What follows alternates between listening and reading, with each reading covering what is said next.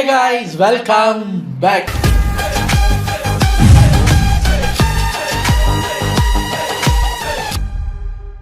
இன்னைக்கு நம்ம இந்த வீடியோக்கு ரியாக்ட் பண்ண போகிறோம் அப்படின்னு பார்த்தீங்கன்னா, நம்ம ஆல்ரவுண்டர் ஐயப்பன் அந்த சேனல்ல இருந்து ஒரு வித்தியாசமான டாப்பிக்கில் ஒரு வீடியோ இன்ட்ரெஸ்டாக இருந்தேன்னு தூக்கிட்டு வந்துட்டேன். வித்தியாசமாக ப்ரொமோஷன் செய்த படங்கள். இப்போ எல்லாம் படங்களுக்கு ப்ரொமோஷன் ரொம்ப ரொம்ப முக்கியமாக போச்சு. அதுக்குன்னு தனி பட்ஜெட் ஒதுக்கி ஹெவியாக ப்ரொமோஷன் பண்ணணும். ஏன்னா அவ்வளவு படங்கள் வருது, மக்களை போய் ரீச் பண்ணுறதுக்கு அவ்வளோ வழி இருக்குது. இப்போ வரைக்கும் வித்தியாசமான ப்ரொமோஷன்னா அது ஒரு விதமான ஸ்கேம் ப்ரொமோஷன் ஒன்று பண்ணாங்களே, முறுமுறுன்னு ஒரு படம். அதைத்தான் எனக்கு மறக்க முடியாது. எனக்கு பட ப்ரொமோஷன்னானே அவங்க தான் ஞாபகத்துக்கு வருவாங்க. இருக்கிற சோஷியல் மீடியா இன்ஃப்ளூயன்சருக்குன்னா 2000 கொடுத்து படத்தை போய் பாருங்கன்னு சொல்லி அவங்க உள்ளே போயிட்டு எனக்கு ஒன்றுக்கு வந்துட்டு தியேட்டரில் அப்படிங்கிற மாதிரிலாம் அப்படி ஒரு பயங்கரமான படம் ஆகா ஓகோன்னாங்க. பாதி பேருக்கு முறுமுறு வந்ததே தெரியாது. அந்த மாதிரி தினசாக ப்ரொமோஷன் பண்ணுறாங்க. இப்போ எல்லாம் நீங்கள் ப்ரொமோஷன் எடுத்துக்கிட்டாலே வித்தியாசமாக யோசிக்கணும். எப்படி மக்கள்கிட்ட போய் நம்ம இப்படி ஒரு படம் வருது அப்படிங்கிறத நீங்கள் இன்ஃபார்ம் பண்ணுறதுக்கே ரொம்ப கஷ்டப்படணும். அவ்வளவு லெஜெண்டரி ஆக்டர் நம்ம Jayaram sir and Urvashi madam, Parimala என் பொண்ணு ஒரு படம் பண்ணிட்டாங்க. இப்போ ஒரு வாரமா எதை திறந்தாலும் மீம்ஸில் இருக்கிற அந்த ஷார்ட்ஸ் வீடியோ, மீம்ஸு, ரீல்ஸு, யூடியூப்ல இருக்கிற ஷார்ட்ஸ், யூடியூப் வீடியோஸ், நீங்கள் எதை திறந்தாலும் அவங்க 2 பேரும் தான் இருக்காங்க. அதுவும் நல்லா இருக்கு. அந்த அளவுக்கு ப்ரொமோஷன் பண்ணுறாங்க பரிமளா என் கோ படத்துக்கு. அப்போ நான் யோசித்தேன், இப்போ எல்லாம் சீனியர் ஆக்டர், உங்களோட முகம் நமக்கு நல்லா தெரியும். அதெல்லாம் இல்லை சார். ஒரு படம்னா நீங்கள் இறங்கி ப்ரொமோஷன் பண்ணி தான் ஆகணும். அதுக்கு உங்கள்கிட்ட பட்ஜெட் இருக்கணும். ஹெவி பட்ஜெட்டில் நீங்கள் ப்ரொமோஷன் பண்ணினா தான் இப்படி ஒரு படம் வருது அப்படிங்கிறதே போய் ரீச் ஆகும். இந்த காலகட்டத்தில் வித்தியாசமாக ப்ரொமோஷன் பண்ணவங்களை பற்றி நம்ம பார்க்க போகிறோம். இது ஒரு ஷார்ட் 10 minutes வீடியோங்கிறதுனால டக்குன்னு பார்த்துட்டு புக்குனே போயிடலாம். ஹலோ ஃப்ரெண்ட்ஸ், இந்த வீடியோவில் வித்தியாசமான முறையில் ஒரு படத்துக்கு ப்ரொமோஷன் பண்ணியிருப்பாங்க. அந்த மாதிரி இருக்கக்கூடிய படங்களை பற்றி தான் இந்த வீடியோவில் நம்ம பார்க்க போகிறோம். எவ்வளவோ டெக்னாலஜிஸ் இருக்க இந்த காலகட்டத்திலையுமே ஒரு படத்தை எடுத்து முடிச்சிட்டாங்கன்னா அது ப்ரொமோஷனுக்காக ப்ரிவியூ ஈவெண்ட் அப்படின்னு சொல்லி ஒன்று வைக்கிறாங்க, ஆடியோ லான்ச் அப்படின்னு சொல்லிட்டு ஒன்று வைக்கிறாங்க, ப்ரீமியர் ஷோ ப்ரெஸ்ஸுக்கு போட்டு காமிக்கிறாங்க, நியூஸ் பேப்பர்ஸில் அட்வர்டைஸ்மெண்ட் கொடுக்குறாங்க, FM ரேடியோவில் அட்வர்டைஸ்மெண்ட், ஃப்ளைட்டில், டிவி சேனல்ஸில் நிறைய ரியாலிட்டி ஷோஸில் அந்த படத்தில் நடிச்ச ஆக்டர்ஸ்லாம் கலந்துக்கிட்டு அந்த படத்தை பற்றி பேசுகிறாங்க. அண்ட் நிறைய யூடியூப் சேனல்ஸ் நிறைய கிரியேட்டர்ஸோட கொலாப் பண்ணி இன்டர்வியூஸ் கொடுக்குறாங்க அந்த படத்தோட ஆக்டர்ஸ். அது மட்டும் இல்லாமல் எல்லாம் ஊர் ஃபுல்லா கட் அவுட், பேனர்ஸ், போஸ்டர்ஸ் அப்படின்னு சொல்லி அடிச்சு ஒட்டுறாங்க. இது போக ரிவ்யூவர்ஸுக்கு காசு கொடுத்து தன்னோட படத்தை பத்தி ப்ரோமோட் பண்ண சொல்றாங்க. நிறைய மீம் பேஜஸ்க்கு காசு கொடுத்து தன்னோட படத்தை ப்ரோமோட் பண்ண சொல்றாங்க. அண்ட் வீடியோவா ரிவ்யூ சொல்றவங்கள விட ட்விட்டர்ல படத்தை பத்தி எழுதி ட்வீட் போடுவாங்க. அந்த மாதிரி ப்ரோமோட் பண்றவங்களுக்கும் பேமெண்ட் கொடுத்து ப்ரோமோட் பண்ண சொல்றாங்க. அப்புறம் தியேட்டர்ல படம் பார்த்து முடிச்சுட்டு வரவன்ட்ட பப்ளிக் ரிவ்யூ அப்படின்னு சொல்லிட்டு அவங்க கிட்ட அவங்களோட எக்ஸ்பீரியன்ஸை கேட்டு அதை வீடியோவா எடுத்து ரிலீஸ் பண்ணி படத்தை ப்ரோமோட் பண்றாங்க. இப்படி ஆர்கானிக்காவும் சரி, இன்ஆர்கானிக்காவும் சரி, பல வழிகள் இருக்கிற இந்த காலகட்டத்திலையுமே இது எல்லாத்தையும் தவிர்த்து வித்தியாசமான முறையில, யூனிக்கான முறையில ஒரு படத்துக்கு ப்ரமோஷன் பண்ண சம்பவங்களை பத்தி தான் இந்த வீடியோ ரொம்பவே இன்ட்ரெஸ்டிங்கா இருக்கும். முடிஞ்ச அளவுக்கு வீடியோவை ஸ்கிப் பண்ணாம பாருங்க. வாங்க வீடியோக்குள்ள போலாம். உடனே கிளம்பலாம். நான் சின்ன வயசுல படம் எடுக்கணும், நம்மளும் இந்தியாவில் போய் படமெல்லாம் எடுத்து நொட்டணும் அப்படின்ட்டு ஃபிலிம் ஸ்கூல்ல எல்லாம் போய் சேர்ந்தேன்னா, அந்த காலகட்டத்தில் இந்த யூடியூப் எல்லாம் 2005 யூடியூப் வந்துருச்சு. பட் இந்த சைடில் இந்த ஸ்ரீலங்கா, இந்தியா அந்த மாதிரி இடங்களுக்கு வர்றதுக்கு அந்த ஆடியன்ஸ் அதுக்கு பழகிறதுக்கு ரொம்ப நாள் ஆச்சுல. அந்த காலகட்டத்தில் நான் ஃபிலிம் ஸ்கூலில் படிக்கும்போது நம்ம ஒரு படம் எடுத்துகிட்டு அதை இப்படியெல்லாம் ப்ரொமோஷன் பண்ணணும்னு ஒரு ப்ரொமோஷன் ஐடியா வச்சுருந்தேன். இப்போ நினச்சா ரொம்ப கேவலமாக இருக்குது. நான் அதை அப்புறம் உங்களுக்கு சொல்கிறேன், வீடியோ முடியும் போது சொல்கிறேன். ஞாபகப்படுத்து, அது என்னோட மெத்தட்.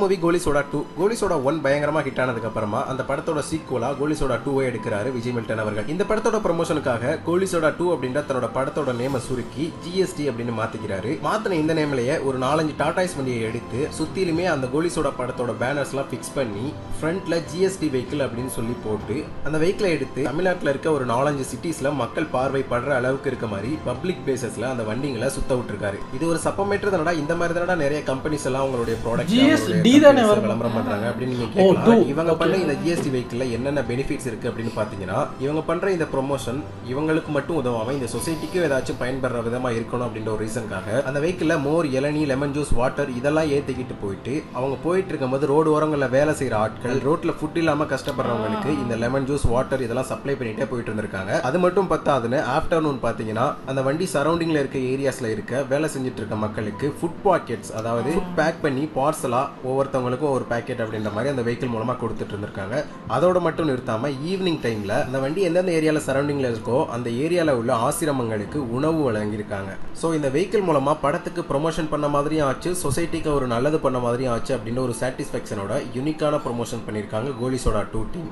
அடுத்த மூவி யூஆர் தி சர்ஜிக்கல் ஸ்ட்ரைக் அப்படின்னு சொல்லிட்டு ஹிந்தில ஒரு ஃபிலிம் ரிலீஸ் ஆகுது 2019ல. இந்த படத்தோட ப்ரொமோஷனுக்கு அவங்க என்ன பண்ணிருக்காங்கன்னு பாத்தீங்கன்னா, இந்த படத்தை எடுத்து முடிச்சதுக்கு அப்புறமா படம் ரிலீஸ் ஆகிறதுக்கு முன்னாடியே இந்த படம் இன்டர்நெட்ல ஹெச்டி வெர்ஷன்ல லீக் ஆயிடுச்சு அப்படின்னு சொல்லிட்டு நிறைய நியூஸ் ஸ்ப்ரெட் ஆகுது. அதோட சேர்த்து ஒரு லிங்க்குமே ட்ரெண்ட் ஆகுது. இந்த லிங்கை கிளிக் பண்ணா அந்த படத்தை போய் டவுன்லோட் பண்ணிக்கலாம் அப்படின்னு சொல்லிட்டு சேம் அதே மாதிரியே படத்தோட லிங்கை கிளிக் பண்றாங்க. டொரண்டோக்குள்ள போய் டவுன்லோட் ஆகிற மாதிரியே போகுது. VPN ஆன் பண்ணி டவுன்லோட் பண்ணிக்கிறாங்க. 4-5 பார்ட்ஸ்லாம் இருக்குது ரியல்ல இருக்கிற மாதிரியே. ஸோ எல்லா ப்ராசஸையும் முடிச்சு டவுன்லோடிங்லாம் முடிச்சு அந்த படத்தை பார்க்கலாம் அப்படின்னு சொல்லி கிளிக் பண்ணி உள்ள போய் பார்த்தா ஏப்ரல் ஃபூல் அந்த படத்தில் நடிச்ச 4 ஆக்டர் அண்ட் ஆக்ட்ரஸஸ் உட்காந்துக்கிட்டு படத்தை இல்லீகலா டவுன்லோட் பண்ணி பார்க்காதீங்க, தியேட்டர்ல வந்து பாருங்க அப்படின்னு சொல்லிட்டு இருக்காங்க. जैसे इस वक्त हम आपकी स्क्रीन में घुस गए हैं, पिक्चर देखिए गर्व से थिएटर में जाकर. படத்தை பார்க்கலாம் அப்படின்னு ஆர்வமா லிங்க் கிளிக் பண்ணவங்களுக்கு அவேர்னஸ் வீடியோ தான் கிடைச்சிருக்கு. ஏமாத்தி போட்டாங்க பெரியப்பா, நல்லா நம்ப வச்சு மோசம் பண்ணிட்டாங்க பெரியப்பா. சூப்பரான ஒரு ப்ரொமோஷன்ல இல்லீகலா டவுன்லோட் பண்ற மாதிரி வெப்சைட் கிரியேட் பண்ணி லிங்க் கிரியேட் பண்ணி அதே மாதிரி VPNலாம் ஆன் பண்ண வச்சு அந்த படத்தை ரியலா டவுன்லோட் பண்ற மாதிரியே வெப்சைட்லாம் வச்சு சோசியல் மீடியாவை நல்லா யூஸ் பண்ணி மக்களை ஏமாத்தி ஒரு அவேர்னஸையும் கொடுத்து செம்ம ஸ்ட்ராட்டஜியோட அந்த படத்தை ப்ரோமோட் பண்ணிருக்காங்க. மாஸ்டர் பிளான் நல்லா இருக்கு இந்த ஐடியா. இதனாலேயே 44 கோடி பட்ஜெட்ல எடுக்கப்பட்ட இந்த படம் 342 கோடி கலெக்ட் பண்ணிருக்கு. இது மட்டும் இல்லாம 4 நேஷனல் அவார்டும் வின் பண்ணிருக்கு. அடுத்த மூவி தளபதி நல்லா இருக்கு. இந்த படத்தோட ப்ரமோஷனுக்காக சென்னையில உள்ள மெட்ரோ ட்ரெயின்ல வாரிசு படத்தோட ஸ்டிக்கர்ஸ் அண்ட் போஸ்டர்ஸ் எல்லாத்தையுமே ட்ரெயினுக்கு உள்ளேயும் வெளியேயும் ஒட்டி வழக்கம்போல அது பப்ளிக் டிரான்ஸ்போர்ட்டுக்கு பயன்பாட்டுக்கு விட்டுருக்காங்க. இதன் மூலமா அந்த ட்ரெயின்ல ஏற எல்லா மக்களுக்கும் வாரிசு படத்தை பத்தின ஒரு ஹைப் கிடைச்சிருக்கும், வாரிசு அப்படின்னு ஒரு படம் வருதுன்னு தெரிஞ்சிருக்கும். அடுத்த மூவியா சேம் இதே மாதிரியே மெட்ரோ ட்ரெயின் இல்லாம எலக்ட்ரிக் ட்ரெயின்ல விக்ரம் படத்தோட போஸ்டர்ஸ் எல்லாத்தையுமே ட்ரெயின் ஃபுல்லா ஒட்டி கோயம்புத்தூர் டு பெங்களூர் போற ட்ரெயின்ல மக்கள் பயன்பாட்டுக்கு இந்த ட்ரெயினை யூஸ் பண்றதுக்கு விட்டுருக்காங்க. அதுக்கப்புறமா நிறைய படங்களுக்கு எலக்ட்ரிக் ட்ரெயின்ல இந்த மாதிரி ஸ்டிக்கர்ஸ்லாம் ஒட்டி ப்ரோமோட் பண்ண ஆரம்பிச்சிருக்காங்க. அடுத்த மூவி திருப்பாச்சி. இந்த படத்தோட ப்ரமோஷனுக்கு என்ன பண்ணிருக்காங்க, இந்த படம் ரிலீஸ் ஆனப்போ சன்ஃபீஸ் பிஸ்கட் வாங்குற எல்லா மக்களுக்குமே இந்த படத்தோட ஸ்டிக்கர்ஸ் அண்ட் லேபிள்ஸை ஃப்ரீயா கொடுத்துருக்காங்க. ஆக்சுவலா பிஸ்கட் வாங்கினா ஃப்ரீயா இந்த மாதிரி லேபிள் ஸ்டிக்கர்ஸ்லாம் கொடுக்குறாங்க அப்படின்னு சொல்லவும் அந்த டைம்ல ஸ்கூல் பசங்க எல்லாருமே நிறைய பேர் சன்ஃபீஸ் பிஸ்கட்டை நிறைய பை பண்ணிருக்காங்க. அந்த பிஸ்கட்டுக்கும் ப்ரமோஷன் ஆயிருக்கு, படத்துக்கும் ப்ரமோஷன் ஆயிருக்கு. அது மட்டும் இல்லாம இந்த ஸ்டிக்கர்ஸ் மூலமா நிறைய குட்டி குட்டி ஃபேன்ஸ் விஜய்க்கு கிடைச்சிருக்காங்க. இந்த படத்துக்கு அப்புறமா சேம் இதே மெத்தட ஃபாலோ பண்ணி விஜய் அவர்களோட சச்சின் மூவிலையும் ரஜினி அவங்களோட சந்திரமுகி மூவிலையும் இப்படி ப்ரோமோட் பண்ணிருக்காங்க. அடுத்த மூவி பாவ மன்னிப்பு. இந்த திருப்பாச்சி பட டைமில் சன்ஃபீஸ்ட் பிஸ்கட்ஸ் வாங்கினா அந்த விஜயோட கார்டு கிடைக்குது அப்படின்னு டிவிலலாம் விளம்பரம். எனக்கெல்லாம் குதூகலம். ஓடுறேன் சன்ஃபீஸ்ட் பிஸ்கட் எங்கே கிடைக்கும்னா எங்கள் ஊரில் கிடைக்க மாட்டேங்குது. அப்போ எங்கள் ஊரில் இந்த ஒரு இந்தியன் ஷாப் ஒன்று இருக்குது. அங்கே வந்து இம்போர்ட் பண்ணி எடுத்து வருவாங்க இந்தியாவிலேருந்து. ஹார்லிக்ஸு, இந்தியன் ப்ராடக்ட்ஸு, ஆச்சி மசாலா, ஆச்சி ஊறுகாய், ருச்சி ஊறுகாய் அப்படின்னு அந்த ஐட்டம்ஸ்லாம் எடுத்து வருவாங்க. அதுக்கு நாங்கள் அந்த எங்கள் ஊர்லேயே அதுக்கு பேர் வந்து இந்தியா கடை. எதாக இருந்தாலும் இந்தியா ப்ராடக்ட்ஸ் வாங்கணுன்னா இந்தியா கடையில் போய் பார்ப்போம். போகிறோம் குட்டுன்னு ஓடுறேன். நான் கொஞ்சம் தள்ளி இருக்காது, ஆட்டோவை பிடிச்சிக்கிட்டு போகிறோம். ஒரு 10 ரூபா பிஸ்கட் வாங்குறது. அங்கே போய் பிஸ்கட் எவ்வளோன்னு கேட்டால் ஸ்ரீலங்கா ப்ரைஸு கொஞ்சம் எக்ஸ்பென்சிவ் தான். சன்ஃபீஸ் பிஸ்கட் இருக்கா? இருக்குது. எனக்கு சரியான சந்தோஷம். அப்பா தேடி கண்டுபிடிச்சிட்டோம். சரி, ஒரு பேக்கெட்டுக்கு எத்தனை கார்டு? கார்டா? என்ன கார்டு? என்ன கார்டா? சன்ஃபீஸ்ட் வாங்கினா விஜயோட திருப்பாச்சி பட கார்டு கொடுக்குறாங்கன்னு அவர் சிரிக்கிறாரு. சிரிச்சிட்டு சொல்கிறாரு, அது இந்தியாவில் மட்டும்தான்ப்பா, இங்கே எல்லாம் அந்த கார்டு வராது, பிஸ்கட் மட்டும்தான் வரும். எனக்கெல்லாம் ஒரே அழுக. இந்தியாவில் இருக்கிறவங்களாம் வாங்குவாங்கல்ல அப்படின்னு. கடைசியில் அந்த பிஸ்கட்டே நான் வாங்கலை.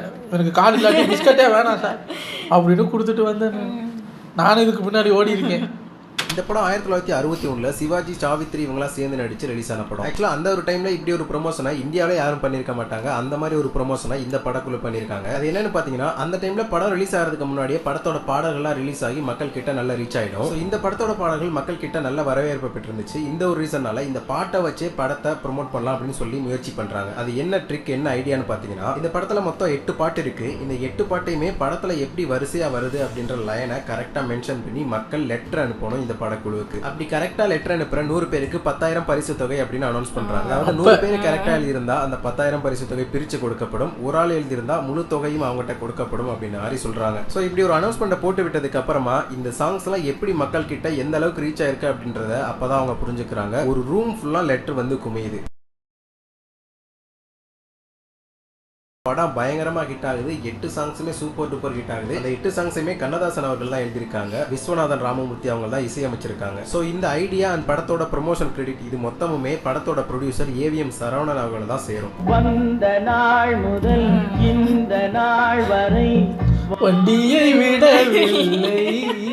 அடுத்ததா கபாலி மூவி ஃபிளைட் ப்ரமோஷன். ஆக்சுவலா இந்திய சினிமா வரலாற்றிலே இப்படி ஒரு விளம்பரத்தை யாருமே பண்ணது கிடையாது ஒரு படத்துக்காக. அதாவது ஏர் ஏஷியா விமான நிறுவனத்தோட கபாலி படத்தோட ப்ரொடியூசர் தானு அவர்கள் ஒரு கொலாப் பண்றாரு. இதன் மூலமா தன்னோட படமான கபாலி படத்தோட போஸ்டர்ஸ் எல்லாத்தையுமே ஒரு ஏர் ஏஷியா ஃபிளைட் ஃபுல்லாமே ஒட்டி பெங்களூர்ல இருக்க தலைவர் ஃபேன்ஸ் சென்னைக்கு வந்து first day first show Kabali படத்தை பார்க்கறதுக்காக இந்த ஃபிளைட் பெங்களூர் டு சென்னை வானத்துல பறக்க விடப்பட்டிருக்கு. இதுக்கு முன்னாடி வரைக்குமே ஹாலிவுட் படங்களை மட்டுமே ஃபிளைட்ல ப்ரமோஷன் பண்றதை பார்த்துட்டு இருந்த மக்களுக்கு இந்தியால தமிழ் சினிமால தலைவர் படத்தை ஃபிளைட்ல ப்ரமோஷன் பண்றத பார்க்கும்போது மக்களுக்கு ஆச்சரியமாவும் அதிசயமாவும் இருந்திருக்கு. இது ஒரு ஹிஸ்டாரிக் மூமெண்டா ரெக்கார்ட் ஆயிருக்கு. இந்த கபாலி ஃபிளைட் ப்ரமோஷனுக்கு அப்புறமா அதே தலைவர் படத்தோட தர்பார் மூவியும் ஃபிளைட்ல ப்ரமோஷன் பண்ணப்பட்டுச்சு. சூர்யா அவர்களோட சூரரை போற்று அண்ட் விஜய் அவர்களோட கோட் இந்த படங்கள் எல்லாமே ஃபிளைட்ல ப்ரமோஷன் பண்ணப்பட்டிருக்கு. அடுத்த மூவி மெர்சல். பொதுவாகவே விஜய் அவர்களோட படங்கள் பத்தி ஒரு அப்டேட் வருது அப்படின்னு பாத்தீங்கன்னா அந்த படத்தோட ஹேஷ்டாக் பயங்கரமா ட்ரெண்ட் ஆக்கி விட்டுருவாங்க.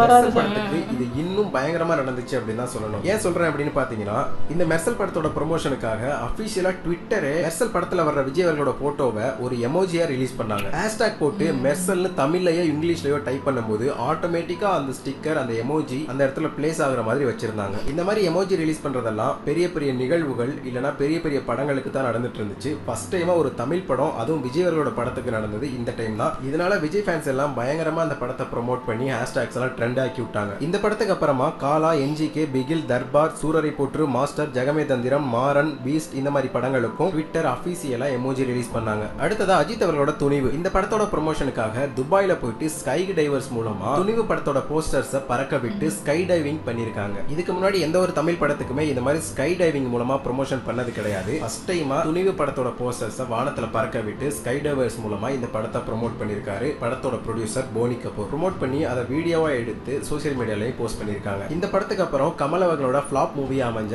இந்தியன் 2 படத்துக்கும் இதே ப்ரமோஷன் பண்ணிருக்காங்க. அடுத்த movie I'll set your screens on fire.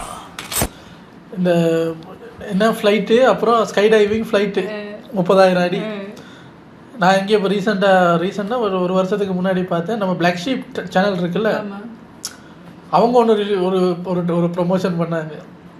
ஏதோ ஒரு படத்தோட ட்ரெய்லர், அவங்க எடுக்கிற ஏதோ ஒரு படத்தோட ட்ரெய்லரை வந்து ஸ்பேஸில் ரிலீஸ் பண்ணுறோன்னு. ஸ்பேஸ் இல்லையா, அதுக்கு ஃபங்க்ஷன் எல்லாம் வச்சாங்க. பார்த்தா சின்ன பலூன் மாதிரி ஒன்று செஞ்சு அதில் ஒரு ஏதோ ஸ்க்ரீன் மாதிரி ஒன்று வச்சு அதை அனுப்புகிறாங்க. அது போகுது வானமெல்லாம் தாண்டி போயிருச்சு மேலே. அங்கே போய் ப்ளே பண்ணுறாங்க, ட்ரெய்லரை ரிலீஸ் பண்ணுறாங்க. அது அப்புறம் உடஞ்சி கீழே வருது. இதை அவங்க செஞ்சு முடிச்சாங்க. இது ஒரு ப்ரொமோஷன். அதாவது ஒரு எதுக்குன்னு எனக்கு ஞாபகம் இல்லை, பல பேர்லாம் ஞாபகம் இல்லை. நான் யூடியூப்பில் அதை பார்த்தேன். அது அந்த கவுண்ட் டவுன் எல்லாம் பண்ணி அது போய் மேலே போய் அங்கே ப்ளே ஆகுது. அதை நான் பார்த்துருக்கேன்.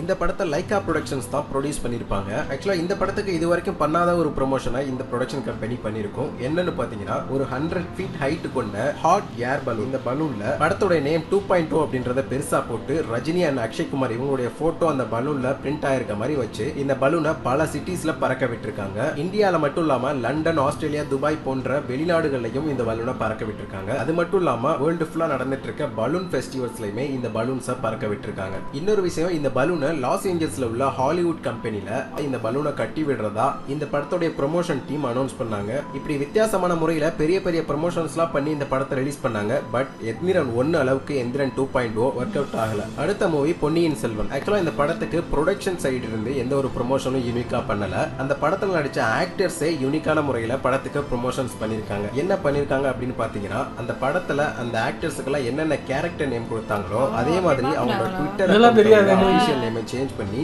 அந்த படத்துல வர்ற கேரக்டர் நேமை அந்த ட்விட்டர் ப்ரொஃபைலுக்கு வச்சுக்கிட்டாங்க. இந்த மாதிரி நேம் சேஞ்ச் பண்ணதோட மட்டும் நிறுத்தாம அவங்க பேசிக்கிறதோ ட்வீட் போடுறதோ எல்லாமே மன்னர்கள் எப்படி பேசிக்குவாங்களோ அதே மாதிரி தான் ட்வீட் போட்டிருக்காங்க. இந்த விஷயம் அந்த டைம்ல படத்துக்கு பயங்கர ஒரு ப்ரொமோஷனா அமைஞ்சிச்சு. இப்படி ஒரு ப்ரொமோஷன் பண்ணது மக்களுக்கு புதுசாகவும் இருந்துச்சு. அடுத்ததா ஜாரா ஹட்கே அண்ட் ஜாரா பட்கே. இது 2023 ரிலீஸ் ஆன ஒரு ஹிந்தி ஃபிலிம். இந்த படத்தோட ப்ரொமோஷனுக்காக ப்ரொடக்ஷன் டீம் என்ன பண்ணிருக்காங்க அப்படின்னு பாத்தீங்கன்னா,